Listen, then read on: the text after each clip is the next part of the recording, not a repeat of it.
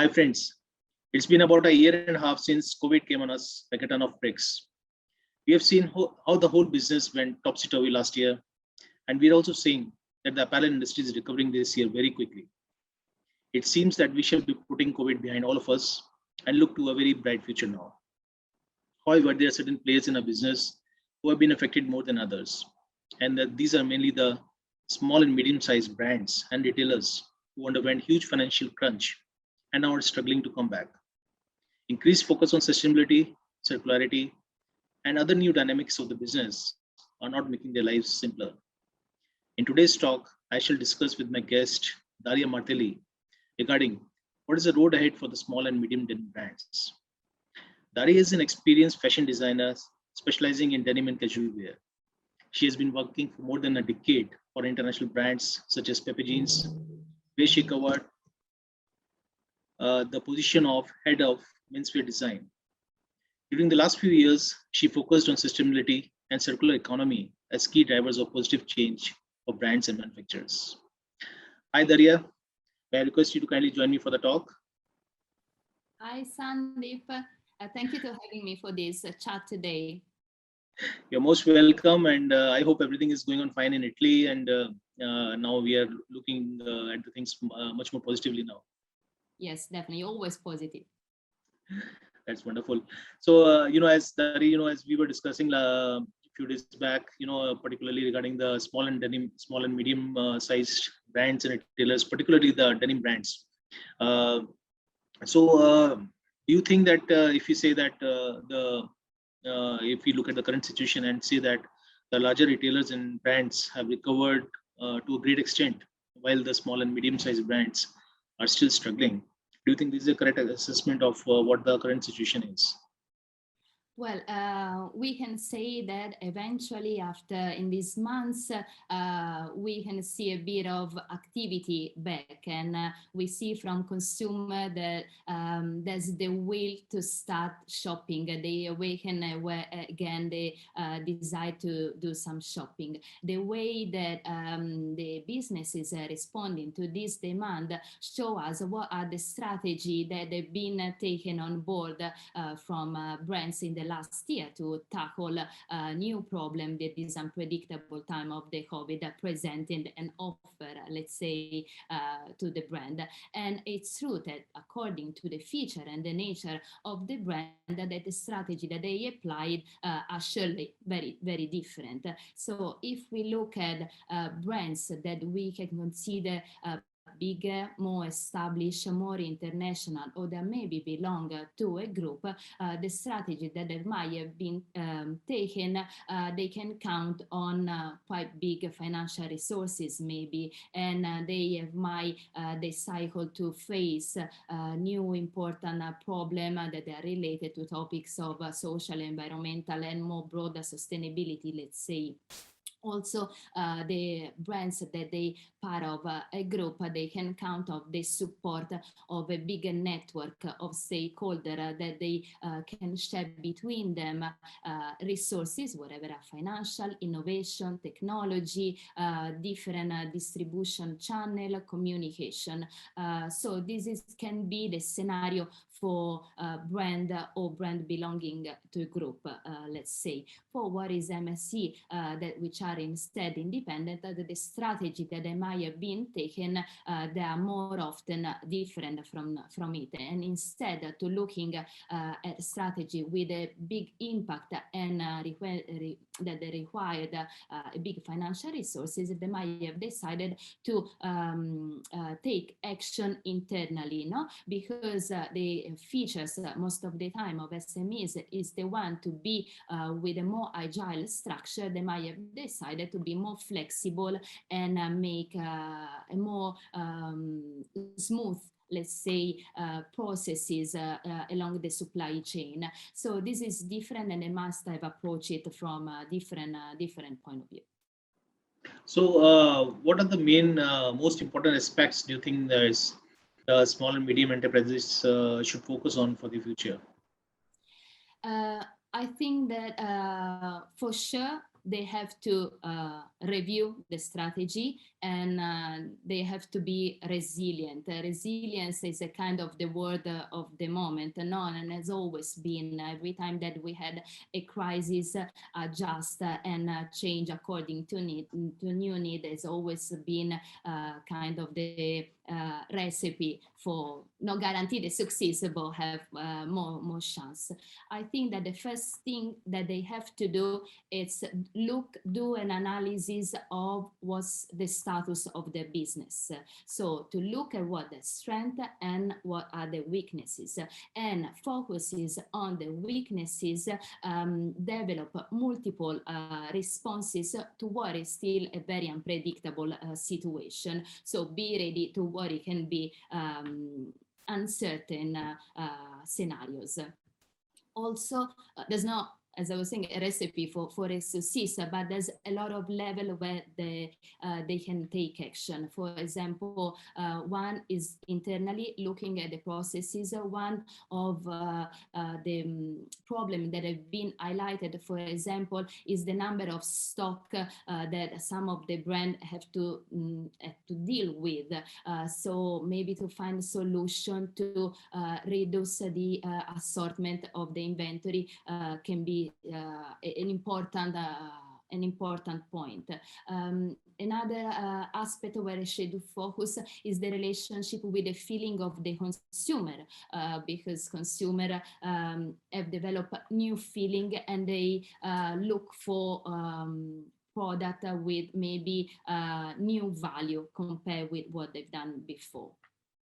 There's something also new that brands should focus their attention and their strategy, and this is something that it was not taken in account before the COVID, because what is true without no doubt that the market today is not what it was before, and the way that the business was managed. Because we all know that fashion belongs to the fourth industry that more use raw materials and water, and this is because of the last trends of the business model of the fast fashion and the new consumer habit and the relationship that they have with the product that they buy, which is we buy more, we use less, and we dispose sooner. That we have to tackle a new problem that is going to be involve all the stakeholders of the fashion businesses.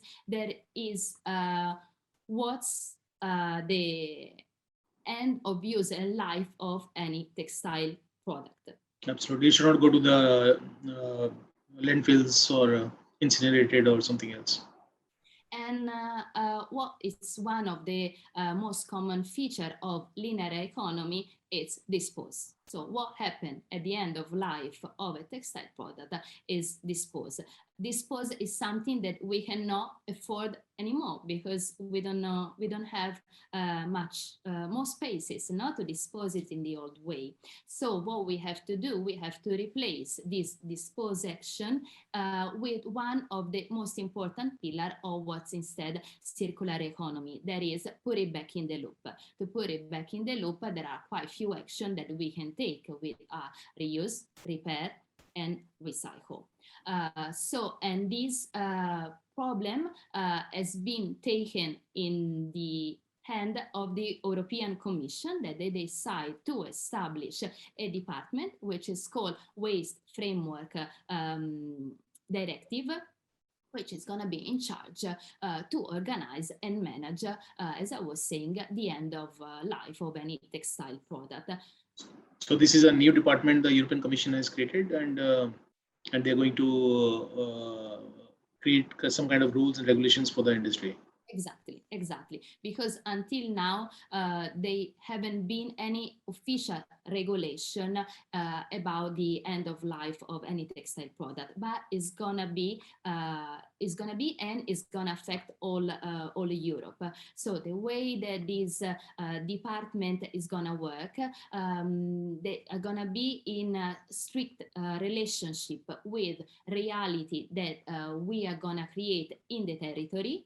okay, which they're gonna be in charge to organize and manage all the textile waste that is gonna be soon disposed in the same way we do for glasses, plastic, paper. So we are not gonna dispose it the way all the other latter is gonna be disposed beside. Especially in the special containers meant for those apparel.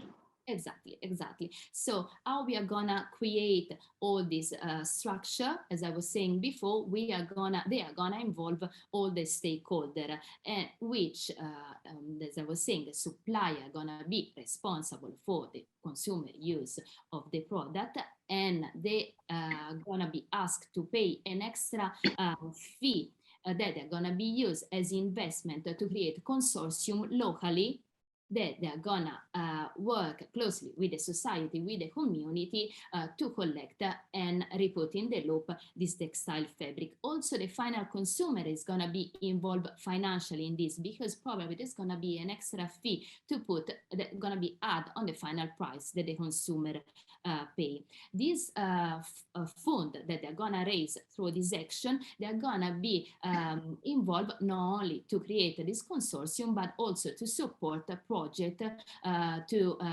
increase research, innovation, technology, and also spread a culture of circular economy through the community. So that's why I was saying that brand has a lot of aspect to deal with, because the market and the situation, it's very different from before the COVID, and this is going to be a big one. It's going to be mandatory in Europe starting from 2025, but each country can take the different initiative. For example, in Italy, it's going to start since the beginning of 2022. 22. So next year. Next, yeah, in a few months. A few months. I mean, that's really closer. It's very good. So, I mean, do you think this particular new rules coming up will have more impact on the bigger retailers or on the small and medium enterprises? Everyone is gonna be involved, and because any retail, it can be a collector point. But also there's going to be this consortium. There are going to be places where consumer can bring back their textile product. Also, they're going to be involved the post-consumer, but the pre-consumer. So all the steps are going to be involved in this to tackle this problem at any stage of the development. That's a wonderful new thing, I think, which is coming, but it's also bringing a lot of new, let's say, aspects for the business to cover, and makes the business more complicated, of course. Yes, but also we have to think about this as an opportunity to find in waste a second raw material opportunity. So we don't have to source new raw material. The waste, it can be valuable second raw material. So we have to, that's why part of this funding is gonna be dedicated to research, innovation, and new project, because we have to find solution, but there's a lot of startup and a lot of mind thinking about to tackle this problem. So it's gonna be maybe more complicated at the beginning, but in the end, eventually it's gonna be converted in an opportunity. Absolutely. And when we, we're coming back to our small and medium enterprises, as you said, there are so many aspects which are affecting them already, and this again is a new aspect which is coming up. They have, the smaller and medium enterprises have been using mainly the word of mouth and social media for their main communication channels for promoting their strengths. Do you think it is going to work in the future as well? As we discussed, the products of the smaller brands are probably more sustainable than those of the larger brands, because they have much lesser carbon footprint. So, but this aspect, how do they communicate to the consumers, and how do they really, in the future, they take their strengths to the consumers? The social media platform have been the biggest tool for all the businesses, whatever the size is, whatever is the SMEs, whatever are big brands, whatever are independent artists or artisan, Facebook, whatever is Instagram, WeChat, move of billions every day. So it's not only the platform for SMEs, but rather for anyone. That's to say, though, the McKinsey study reveals that this platform or the nature of this content are not effective or engaging any longer in the same way. So they reveal that the average daily minutes that a customer, a person spend on advertising of the platforms, of the social media platform, is waning. It means that sometimes content campaign, but also the action of influencer is not converted in value for company as it used before. So it means that we are facing already another step of this social media campaign, no? And what they suggest, McKinsey, from the trend, the survey and the research, that brands must come with different content, and they're raising important storytelling. I think that this is a big thing for SMEs, because SMEs, different from group, they are features by value, a better relationship with the suppliers, maybe a special relationship with the territory, or the founder has been moved to create the brand by a special need. So I think that this can be something very important for SMEs to engage in a new way with the customer.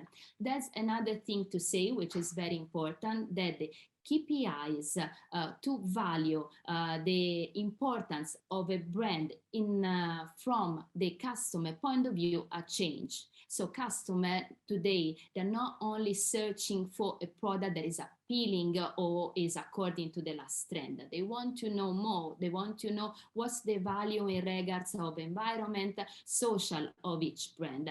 And so another documents and tools that some company decide to make public, it's the not financial sustainable report.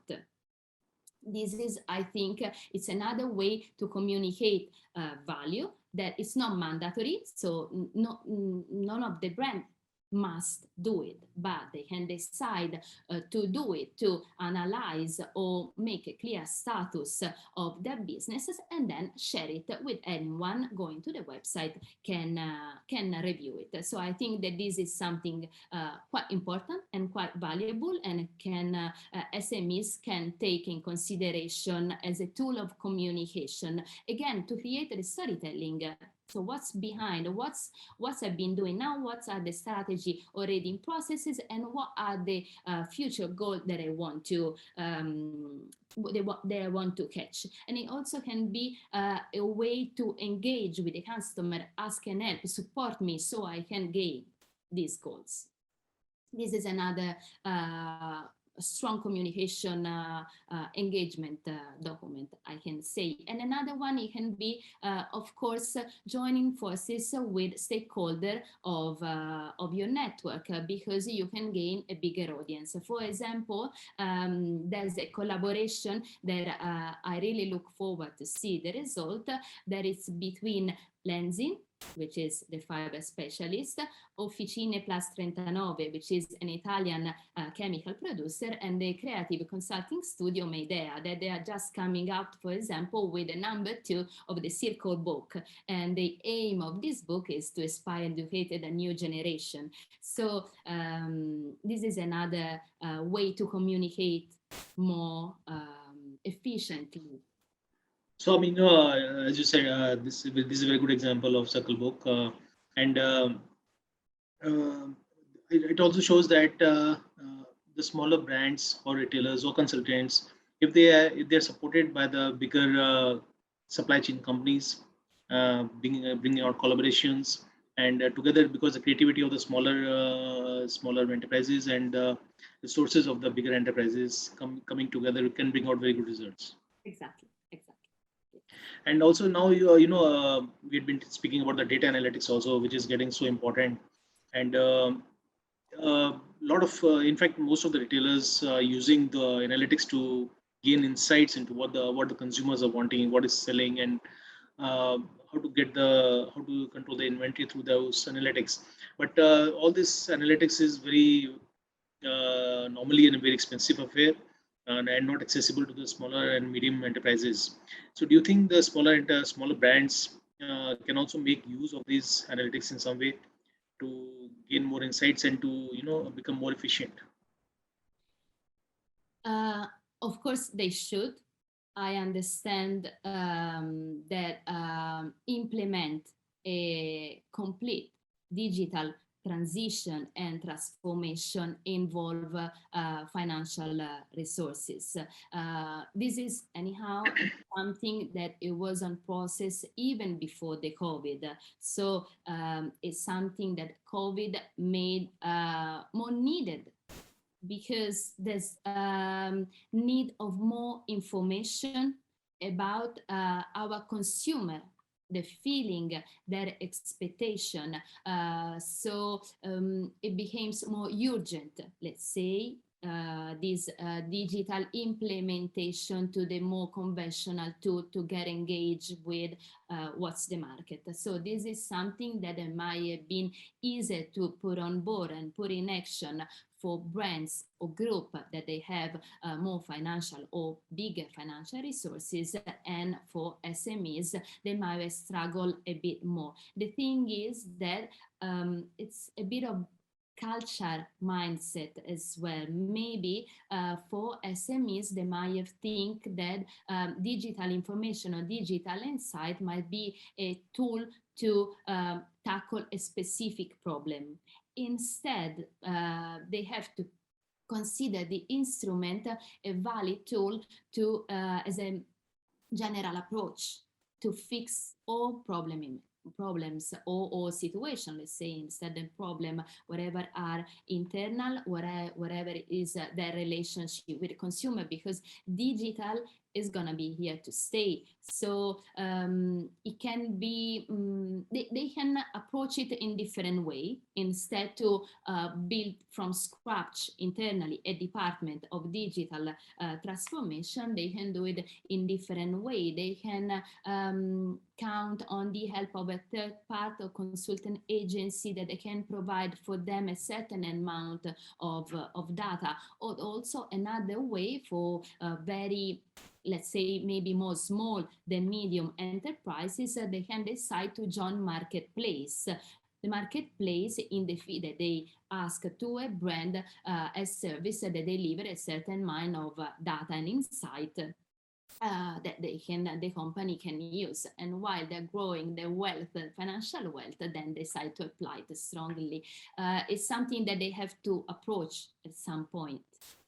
But Also, there's there's sorry, and also there are certain new startups coming. I believe that you are which are aiming to provide data services to smaller companies at a very small fee. Yes, what we talked in the previous day, there's a lot of startups that are working to make easier the access to this data analytics, and also to make more qualitative this data. For example, one area where there's a lot of work going on is the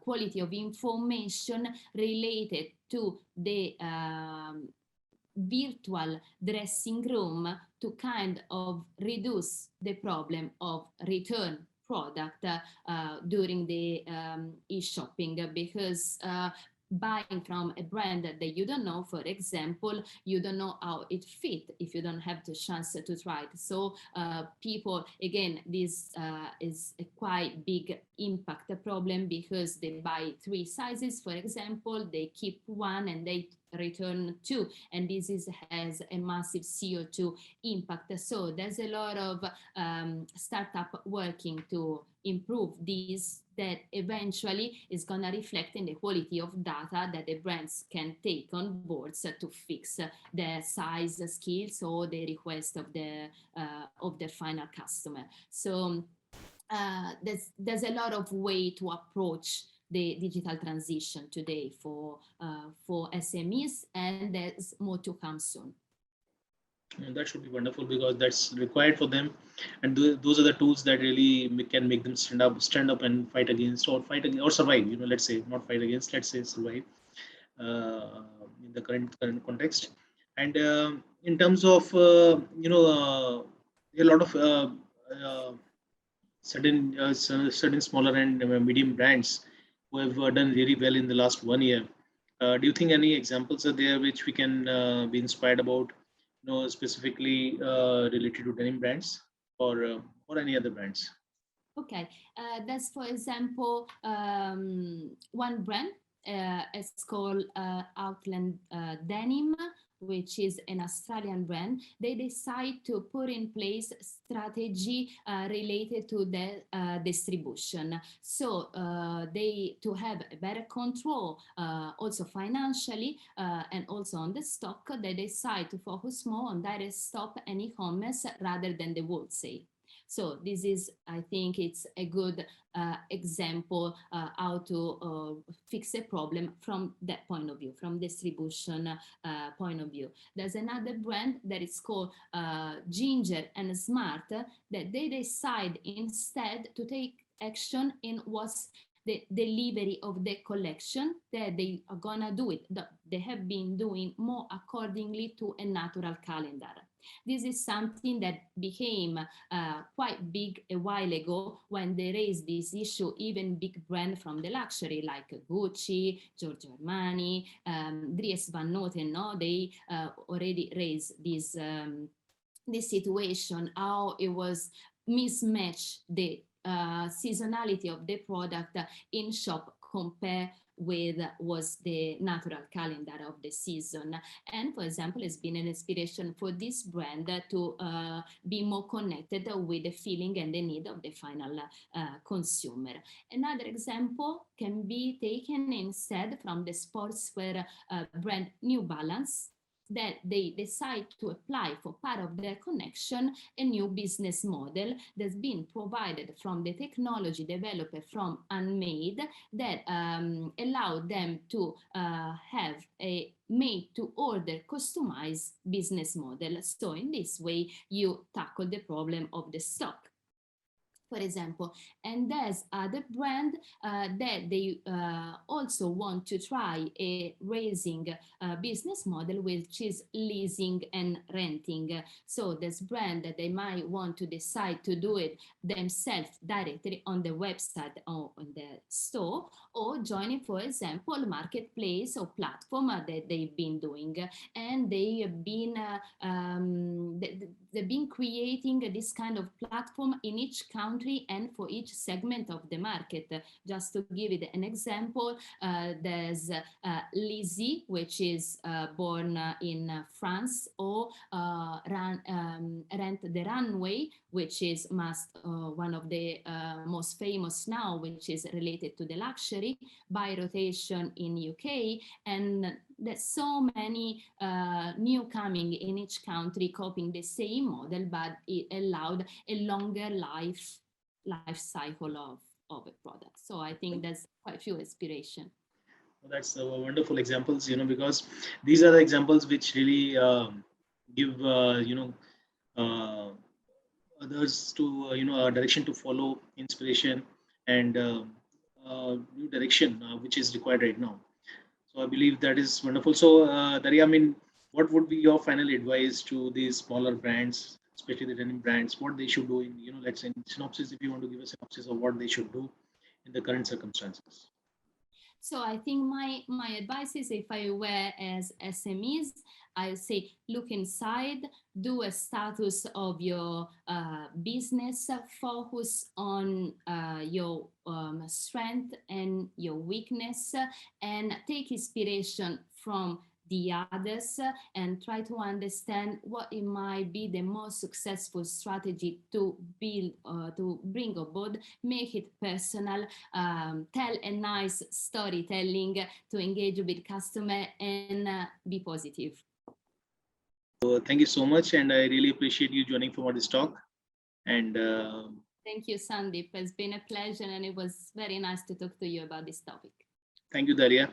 And I hope our readers, our viewers also enjoyed this talk. So thank you so much.